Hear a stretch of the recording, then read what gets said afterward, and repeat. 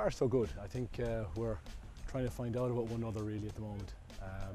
We're just in the start of pre-season, so I think we're kind of just feeling each other out and seeing where we're going in terms of work rate and work-wise, and I'm just getting a fix on who's in the squad and what's on.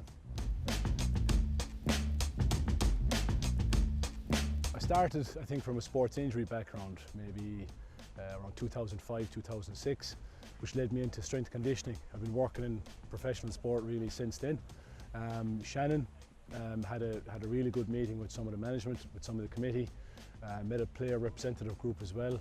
Really impressed with what they had to say. I just like the direction they were going to go.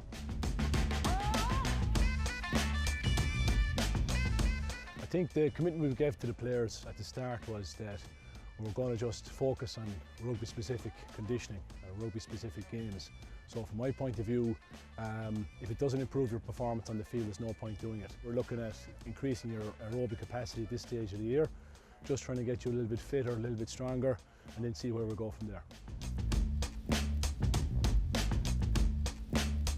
To me, it's mobility, flexibility, whereby we're trying to get people stronger in and around the middle, trying to get the upper and lower limbs really fixed as well. But again, a big focus is on trying to get our core muscles, which to me start from your chin, finish around your knees, getting those nice and strong. We're doing a lot of work on bear crawls.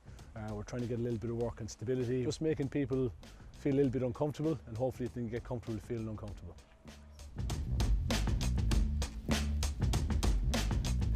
I think myself and Brian would share a fairly similar philosophy around that, because to me training is rehab and rehab is training. Obviously there's a lot more to it than that, but in a basic sense, whatever you have to do in training, we're looking at injury reduction strategies from that point of view. What we're looking at trying to do is to give maybe 2 key lifts per session, so 2 key lifts upper, 2 key lifts lower, and then put in some accessory lifts in around that. It can be as complicated or as simple as you want it, but in my experience, I would always go with something tried and trusted. Everything then, again, has to have a rugby focus. If we're not focused on what we're doing on the pitch, I don't think we're going to have an effective gym program. I'd explain quite clearly to the lads what we're trying to achieve inside the gym. They understand those kind of concepts that I'm trying to get across, and I think they're kind of starting to buy into those things now.